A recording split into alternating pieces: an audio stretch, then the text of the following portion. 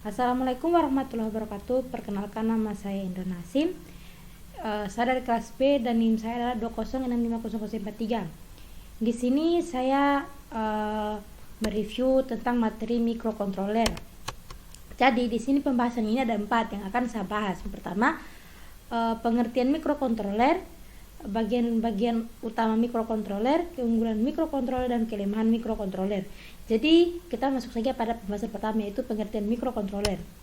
Di sini pengertian mikrokontroler adalah sebuah komputer kecil yang dikemas dalam bentuk chip atau disebut IC, di mana IC ini adalah integrated circuit. Di sini dia dirancang untuk melakukan tugas atau operasi tertentu. Sebuah IC mikrokontroler terdiri dari satu atau lebih inti proses CPU. Di sini juga memori atau RAM dan ROM sepakat input dan output yang dapat diprogram. Oke, dalam pengaplikasiannya, pengenali mikro ini dalam bahasa Inggris disebut dengan mikrokontroler. Ini juga digunakan dalam produk ataupun perangkat yang dikendalikan secara otomatis seperti sistem kontrol mesin mobil, perangkat medis, pengendali jarak jauh, mesin, peralatan listrik, mainan dan perangkat-perangkat yang menggunakan sistem tertanam lainnya. Oke. Di sini juga penggunaan mikrokontroler ini semakin populer karena kemampuan yang dapat mengurangi ukuran dari biaya pada suatu produk. Jadi di sini juga desainnya apabila dibandingkan dengan desain yang dibangun dengan menggunakan mikroprosesor dengan memori dan perangkat input dan output secara terpisah. Oke, di sini adalah materi kedua, yaitu bagian-bagian utama mikrokontroler. Di sini yang pertama adalah CPU. Untuk CPU ini adalah otak mikrokontroler, di mana CPU ini bertanggung jawab untuk mengambil instruksi atau menerjemahkan kode-kode yang akan masuk. Dan kedua itu yaitu memori. Di sini itu memori berfungsi dalam mikrokontroler fungsi memori dalam mikrokontroler ini sama dengan mikroprosesor, di mana memori ini dapat digunakan untuk menyimpan data dalam suatu program. Sebuah mikrokontroler biasanya memiliki sejumlah RAM dan ROM. Oke, yang kedua itu port input dan output paralel. Di sini port input dan output paralelnya itu digunakan untuk mendorong atau menghubungkan berbagai perangkat seperti LCD, LED, print, memori dan perangkat input atau output lainnya yang menggunakan mikrokontroler. Di sini yang keempat adalah port serial atau serial port. Untuk port serial ini menyediakan berbagai antara muka serial antara mikrokontroler dan peripheral lainnya seperti port paralel. Oke, yang kelima itu pengaturan waktu dan penghitung, di mana yaitu disebut juga timer dan counter. Di sini timer dan counter adalah salah satu fungsi yang sangat berguna dari mikrokontroler, di mana mikrokontroler ini memungkinkan memiliki lebih dari satu time atau counter pengaturan waktu dan penghitungan. Di sini juga mikrokontroler menyediakan sebuah fungsi pengaturan waktu penghitungan di dalam mikro.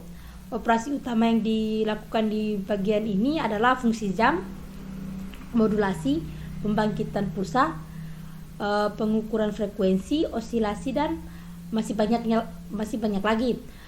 Dan bagian ini juga dapat digunakan untuk menghitung pulsa eksternal. Oke, lanjut. Di sini ada analog to digital converter atau pengonversi analog ke digital atau yang disebut dengan atau disingkat sebagai ADC. ADC di sini digunakan untuk mengubah sinyal analog ke bentuk digital, di mana sinyal ini menginput dalam convert ini harus dalam bentuk analog, misalnya output dari sensor. Sedangkan output dalam bentuk digital, output digital dapat digunakan untuk berbagai aplikasi digital seperti layar digital pada perangkat pengukur lainnya. Oke, di sini ada DAC atau disebut dengan digital to analog convert atau pengonversi digital ke analog. Di sini DAC melakukan operasi pembalikan konvers ADC dari DAC menghubungkan sinyal digital menjadi format analog. Ini biasanya digunakan untuk mengendalikan perangkat analog seperti motor, DC, dan lain sebagainya. Oke, selanjutnya adalah kontrol interupsi atau interrupt control. Kontrol interupsi ini digunakan untuk menyediakan interupsi atau penundaan suatu program kerja. Interupsi ini dapat berupa eksternal, yaitu diaktifkan dengan menggunakan pin interrupt atau internet dengan menggunakan instruksi interupsi selama pemrograman. Oke, yang ke-9 adalah blok fungsi khusus atau special function block. Di sini beberapa microcontroller yang hanya dapat digunakan untuk beberapa aplikasi khususnya. Di sini misalnya itu sistem robotik. Di sini pengontrolan ini memiliki beberapa port tambahan untuk melakukan operasi khususnya, yang umumnya dinamakan dengan blok fungsi khusus. Oke, di sini ada beberapa keunggulan atau kelebihan utama dari microcontroller. Yang pertama, mikro bertindak sebagai mikrokomputer tanpa harus ada komponen digital tambahan lainnya. Yang kedua, dapat mengurangi biaya dan ukuran sistem karena integrasi yang lengkap dalam sebuah mikro. Yang ketiga itu penggunaan mikro sederhana dan mudah untuk memecahkan masalah dan pemilihan sistem. Yang keempat adalah sebagai besar pin dan dapat diprogram oleh pengguna untuk melakukan berbagai fungsi. Yang kelima, mudah menghubungkan port RAM, ROM, dan I/O tambahan. Yang kelima adalah waktu yang diperlukan untuk memerlukan operasi rendah. Oke, di sini juga semua aplikasi itu dimana ada kelebihan pasti ada kelemahannya. Di sini juga ada kelemahan mikro yang terdapat. Mikro memiliki arsitektur yang lebih kompleks daripada mikroprosesor.